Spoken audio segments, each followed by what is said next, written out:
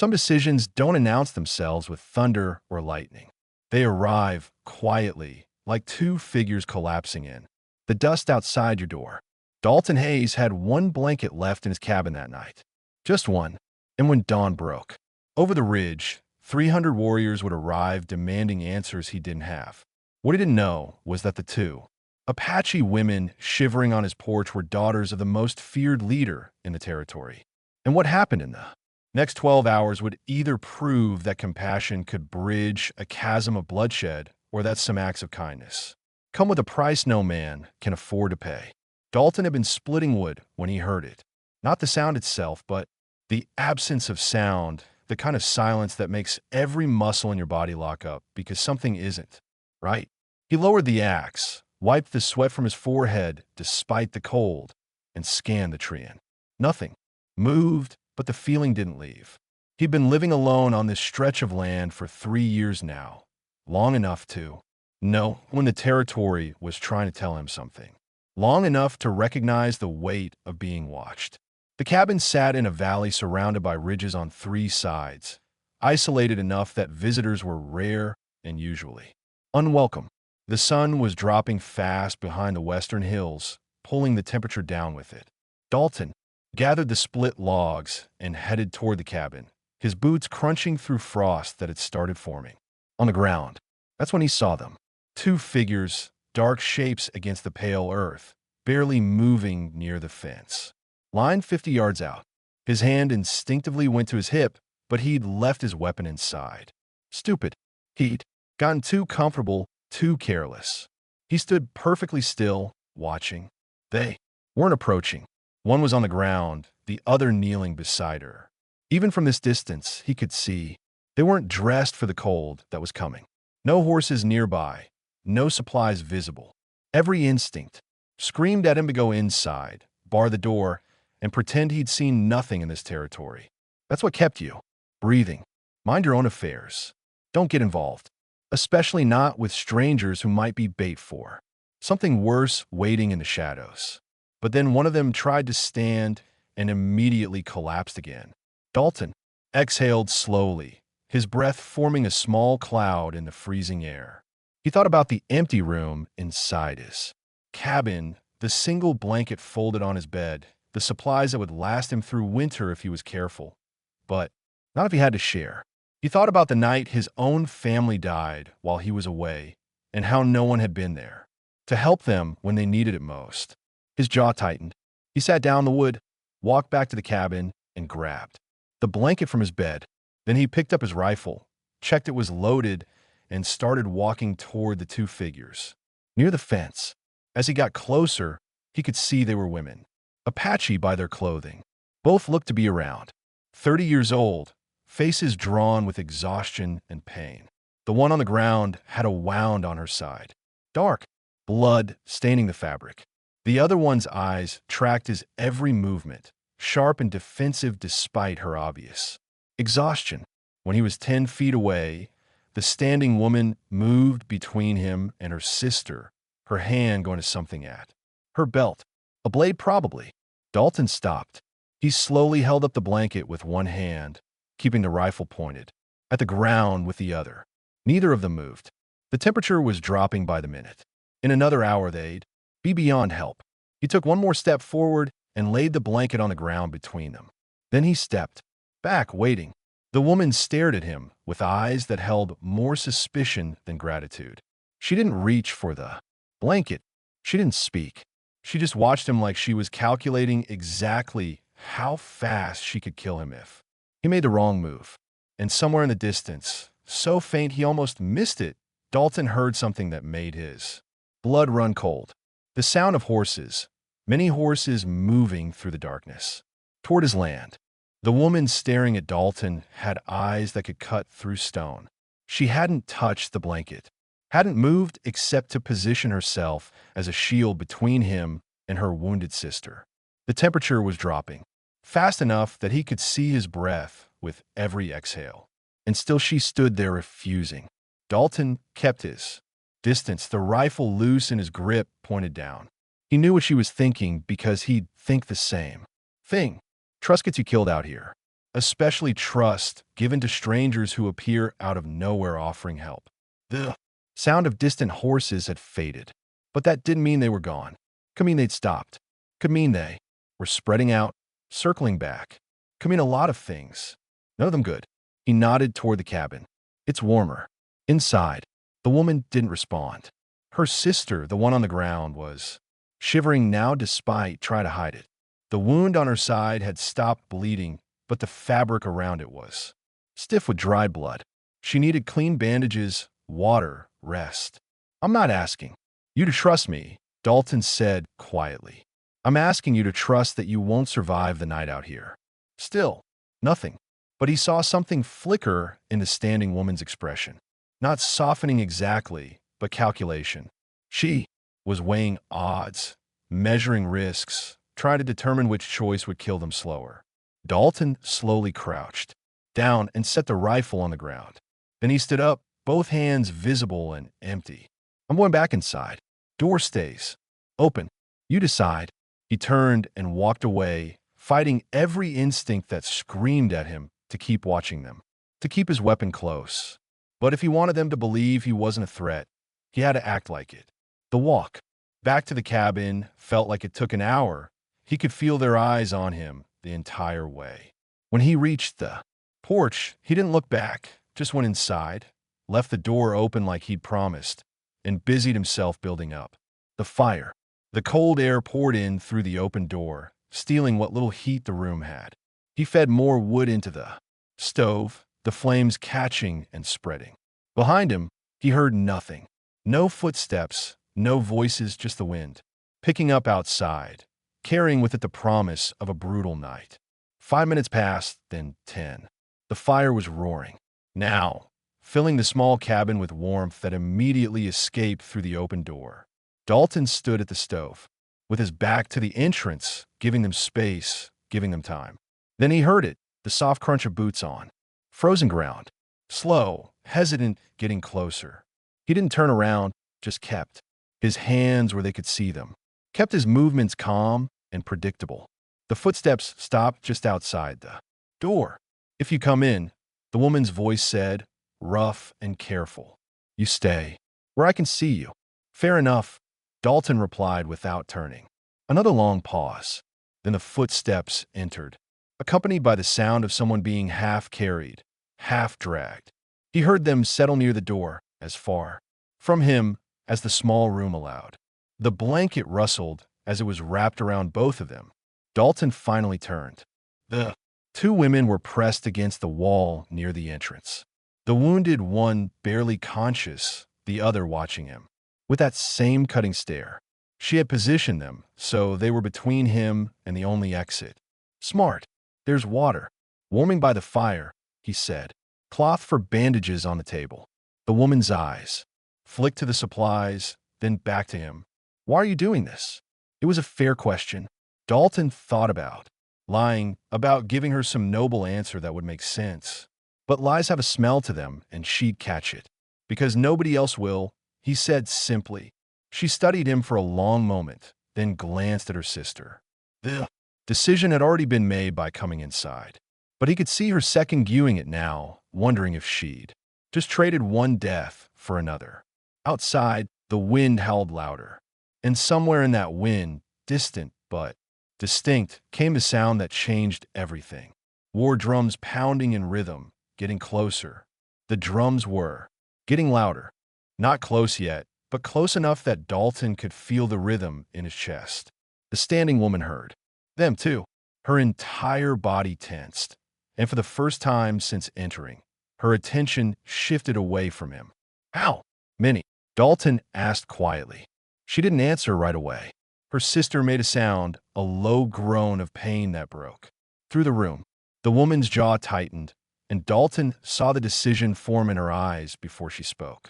Enough to turn this cabin into ash, she said. With us inside it. Dalton moved slowly toward the table and picked up the cloth he'd mentioned earlier.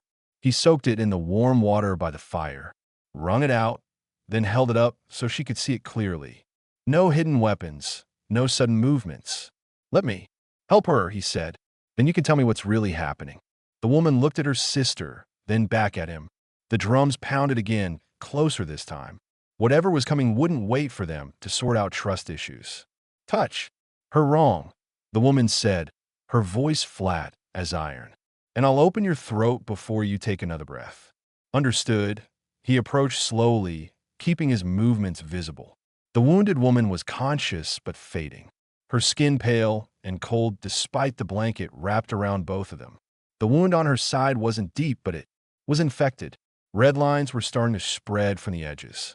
Dalton knelt a few feet away and set the cloth down. Between them, I need to clean it. It's going to hurt. The standing woman crouched beside her sister, one hand on her shoulder, the other resting near the blade at her belt. Do it. He worked quickly and carefully cleaning the wound.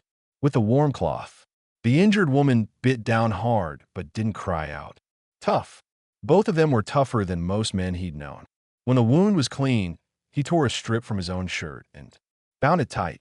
That's all I can do for now, he said, moving back to give them space.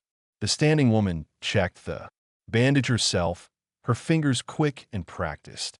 She'd done this before. Then she looked up at Dalton, and something in her expression had changed. Not trust, exactly, but recognition that he'd had chances to hurt them and hadn't taken any of them. My name is Kimla, she said. This is my sister Asha. Dalton nodded. Dalton Hayes. We were traveling north. Kimla continued, her voice careful. 3 days ago, we stopped for water near a trading post. Men there tried to take us so they could get good coin for Apache women. Her hand tightened on the blade handle. We got away, but they followed. We've been running since. You lose them. Thought we did, but those drums aren't from traders.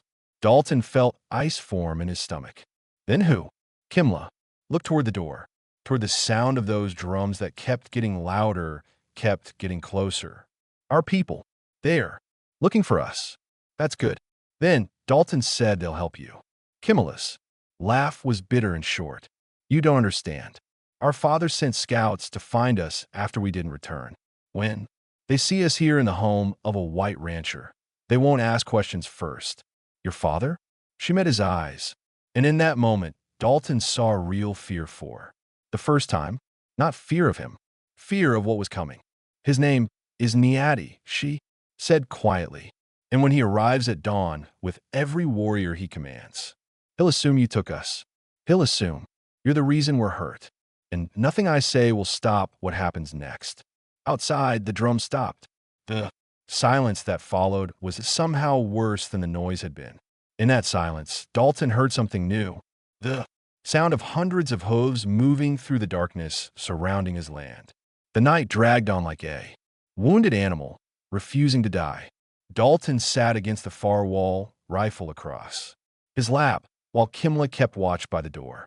Asha had finally fallen into an uneasy sleep, her breathing shallow but steady. Neither Dalton nor Kimla had spoken for over an hour. Outside, the sounds had settled into an eerie pattern. Horses moving, men talking in low voices, the creak of leather and metal, but no attack came. They were waiting for something. Why, Dawn? Dalton finally asked. Kimmy Mela didn't look at him. Our father believes the sun reveals truth. He'll want to see your face. Clearly when he judges you. Judges me for what? Helping you? Judges you for being here when his daughters were found wounded. She shifted her position slightly, never taking her eyes off the door. 3 years ago, traders captured Apache women from another tribe. Sold them east. By the time warriors found them, 2 were already gone. The trader said the women came willingly, that they'd been paid. Her voice went hard. My father doesn't make mistakes twice. Dalton understood now. It didn't matter what had actually happened. What mattered was what it looked like. 2 Apache, women wounded in the cabin of a white rancher. The story wrote itself, and the ending was written in blood. You could leave, Kimla said. Before dawn, take your horse and go, and leave you here to explain why you're in my cabin. We'd manage. No, Dalton said flatly. You wouldn't? She turned to look at him then. Really look at him. You know what's coming. 300 warriors, maybe more. My father doesn't come alone when his daughters are in danger. You stay here. UD. There's no version of tomorrow. Will you survive this? Maybe not, Dalton admitted. But I'm not running. Why? You don't know us. You owe us nothing. He thought about that night 3 years ago. The night he came home to find his cabin burned, his wife and daughter gone. The neighbors who'd heard screams and done nothing because getting involved meant risk. The careful way they'd avoided his eyes at the burial. Because someone should have stayed, he said quietly. Kimmy Mela studied him in the firelight. Stayed for who? Doesn't matter now. He adjusted the rifle on his. Lulp, tell me about your father. What kind of man is he? The kind who keeps his word. Good or bad? The kind who'd ride through a storm to protect his people. The kind who taught us to stand our ground and never beg. She paused. The kind who will give you one chance to explain before he decides your fate. One chance is better than none. Not if he doesn't believe you. Ayesha stirred, mumbling something in her sleep. Kimla immediately moved to her side, checking the bandage, feeling her forehead. The fever was breaking, but slowly. She'll live, Dalton said. The wound's clean now because of you.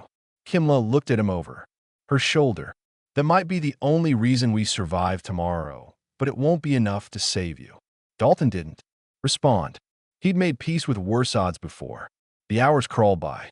The fire burned low. Outside, the sounds gradually changed. Horses being positioned, men taking formation, the organized movement of warriors who knew exactly what they were doing. Then, as the first gray light began to seep through the cracks in the walls, everything went silent. Kimala stood up slowly, her entire body tense. He's here. Dalton rose to his feet, set the rifle against the wall, and walked to the door. When he opened it, the sight that greeted him stole the air from his lungs. The entire valley was filled with warriors, hundreds of them, stretching back as far as he could see in the dim light. And at the front, mounted on a white horse, sat a man wearing a headdress of eagle feathers. Niadi had arrived, and the sun was just beginning to rise. Dalton had seen armies before. He'd fought in border skirmishes, had stood his ground when outnumbered, but nothing had prepared him for this. 300 warriors, maybe more, spreading across his land like a living wall of muscle and steel, every man armed, every horse trained for battle, every eye fixed on his cabin.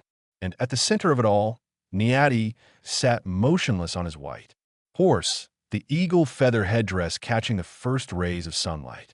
Even from this distance, Dalton could feel the weight of his presence. This wasn't just a leader. This was a man who commanded respect through something deeper than fear. Behind Dalton, he heard movement. Kimla appeared in the doorway, supporting her sister. Ayesha could barely stand, but she was conscious now, her eyes clearer than they'd been all night. Stay inside, Dalton said without turning. No, Kimmy. Mela's voice was firm. He needs to see us. Needs to see we're alive. She was right. If Niadi thought his daughters were being held captive, there'd be no conversation, just violence.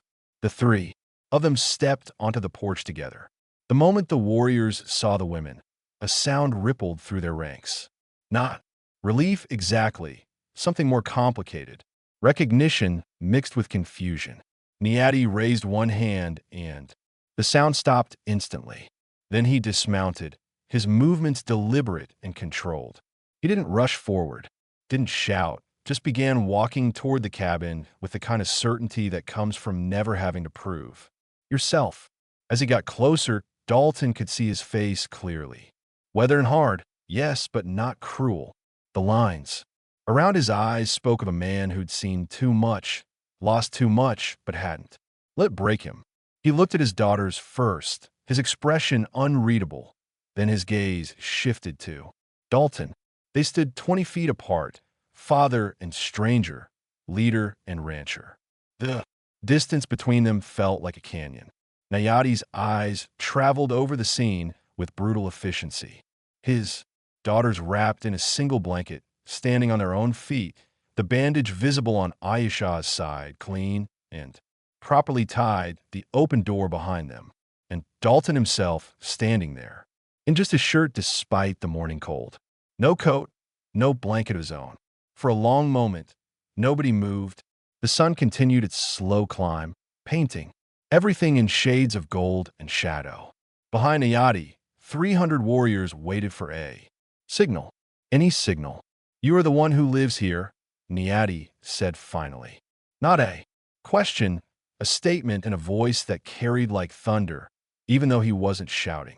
I am Dalton, replied. My daughters were found on your land. They were. One of them is wounded. She was when I found them. Niati took 3 steps closer. Dalton held his ground, but kept his hands visible, kept his posture open. No challenge, no submission either. Just a man standing on his own porch with nothing to hide. Men hurt them. Nayati continued. Men who want to take them. Sell them. His eyes narrowed. Were you one of those men? No. Then why are they here? It was the question everything depended on.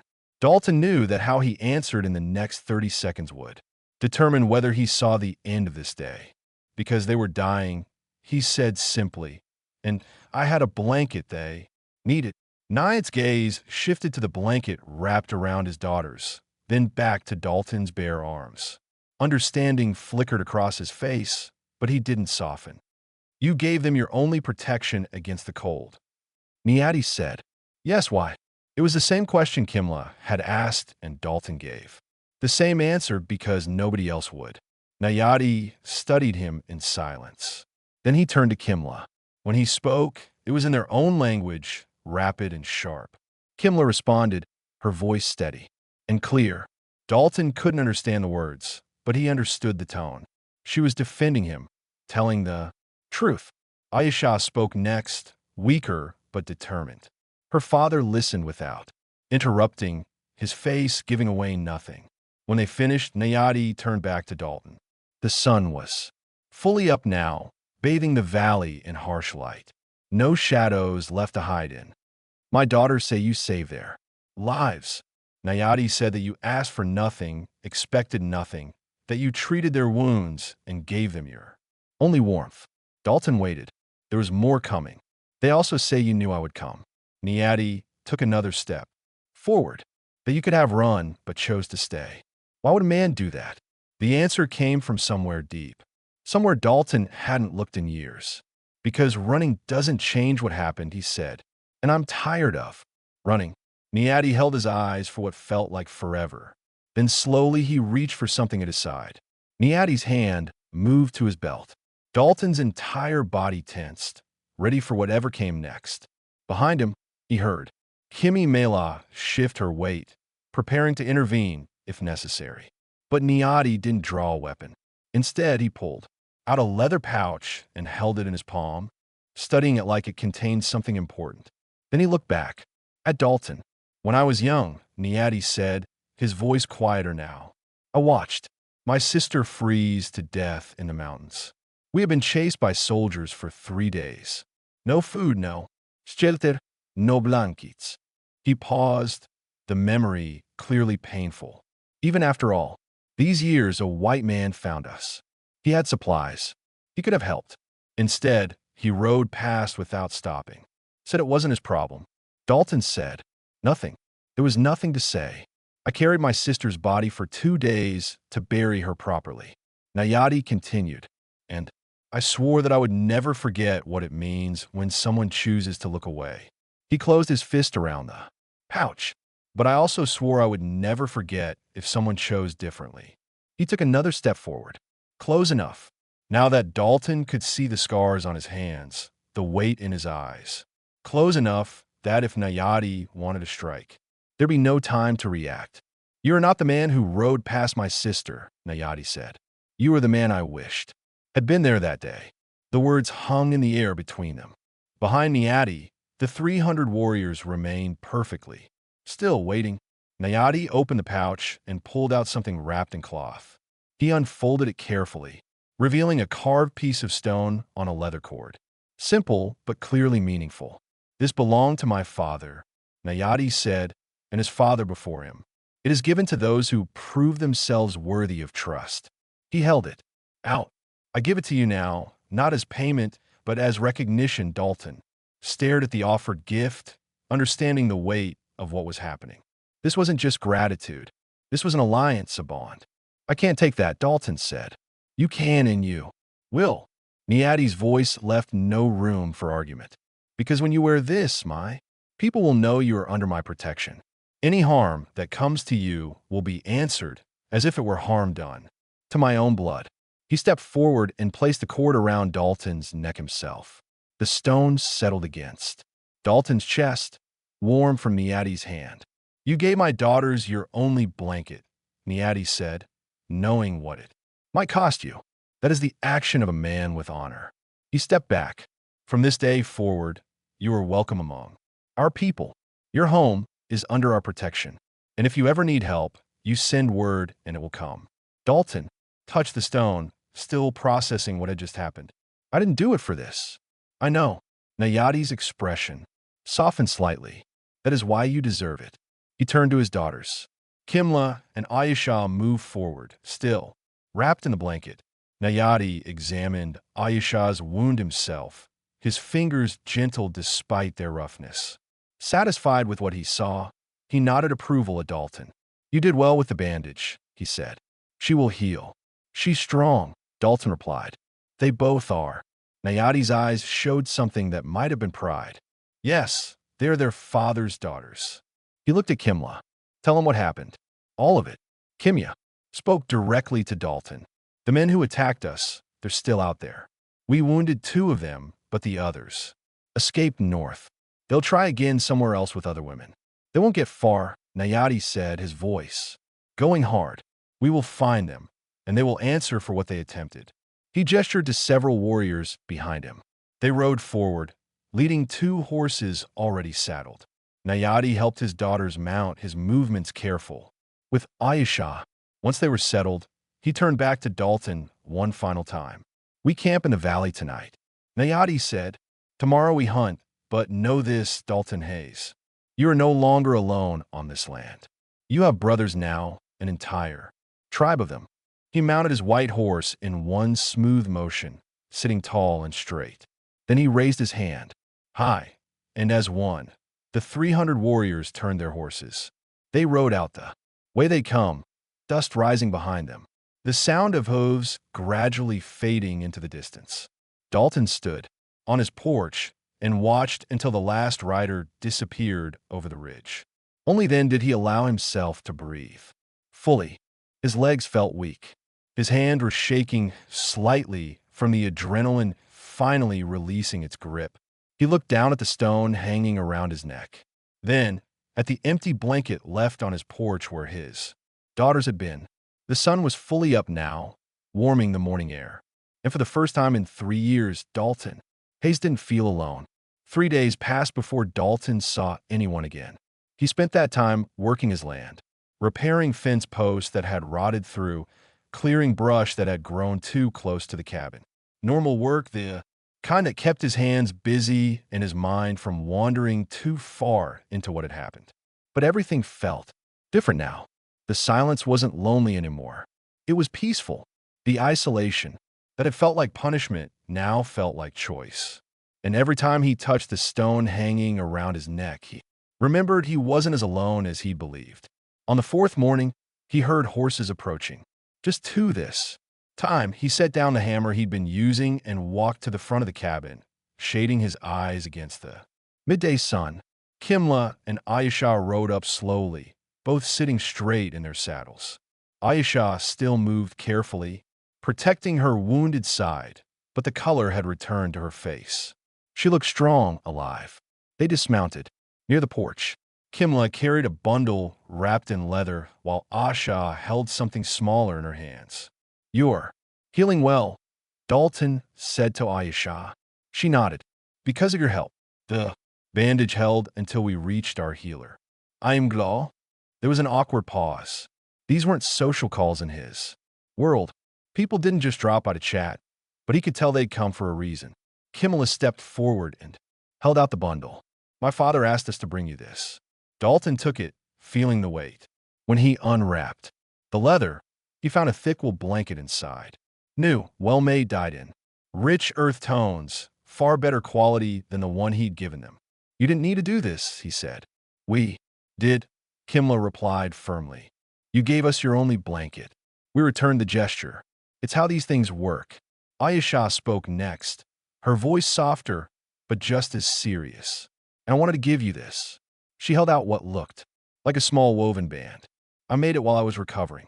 It's not much, but it's perfect. Dalton interrupted, taking it gently. The weaving was intricate, showing skill and patience. He tied it around his wrist where it settled like it belonged. Thank you, he said. Both of you.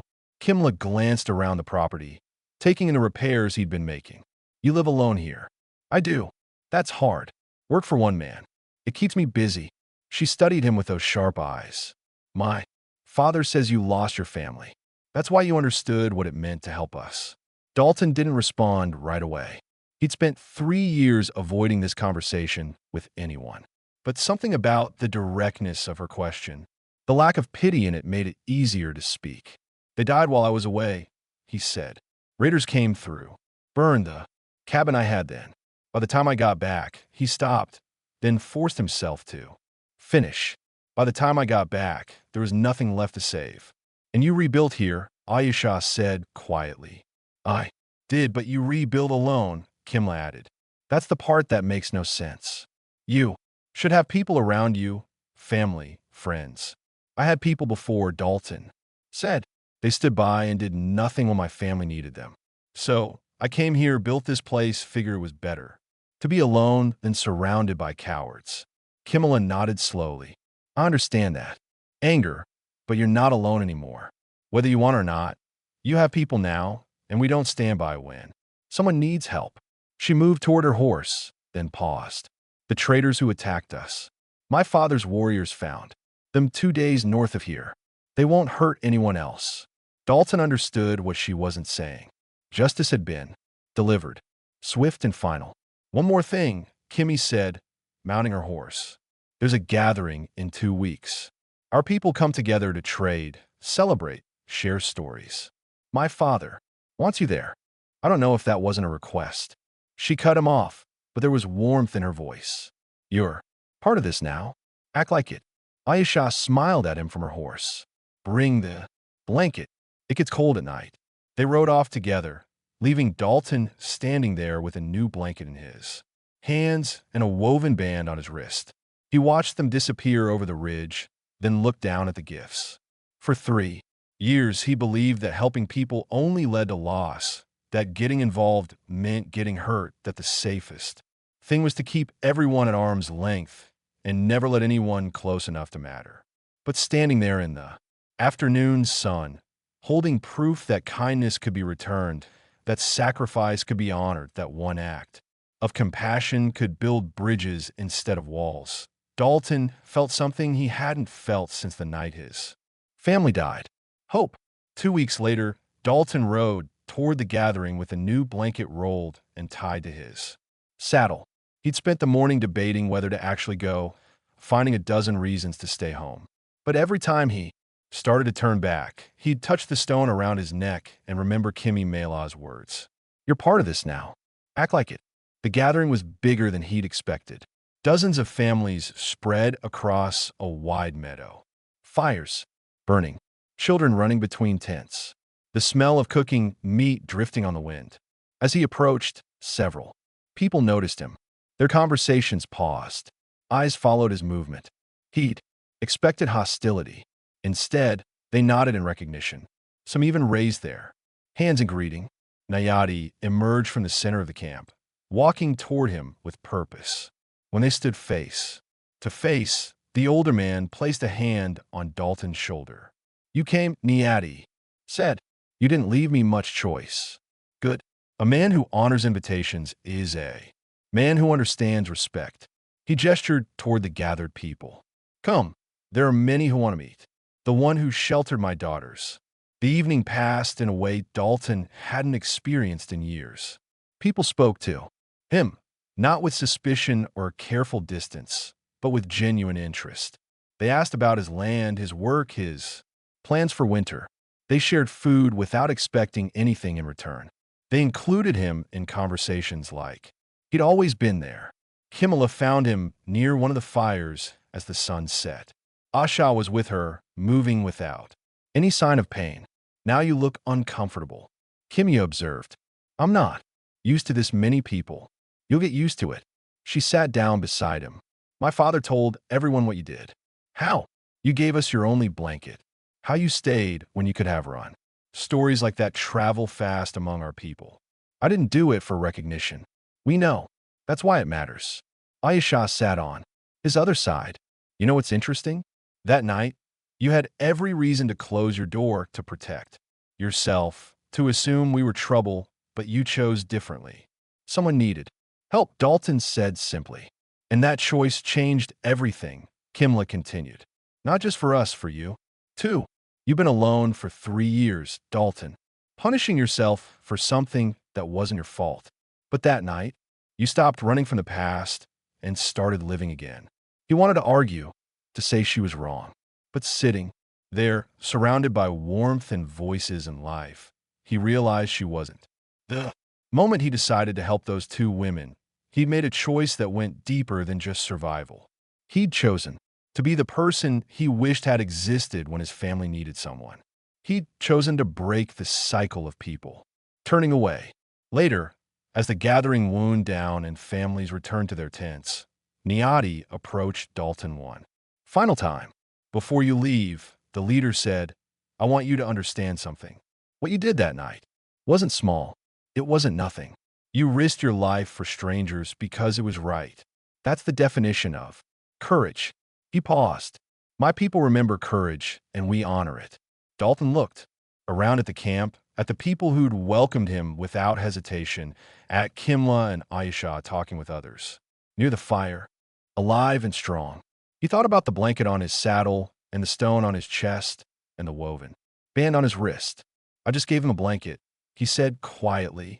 No, not yeti. Corrected. You gave them your only protection against the cold, knowing it might cost you everything. There's a difference. He extended his hand.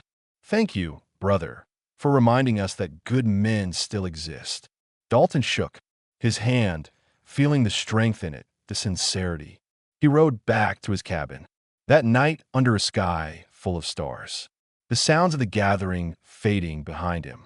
When he arrived home and unsettled his horse, he noticed something by the door. A stack of firewood neatly cut and ready for winter. A basket of dried meat. A water skin filled and hanging from post. Gifts from people he'd only just met. People who'd decided he was worth helping. Dalton carried the supplies. Inside, built a fire with a new wood, and wrapped himself in the blanket they'd given him. For the first time, since losing everything, he wasn't just surviving. He was living again, and he wasn't alone.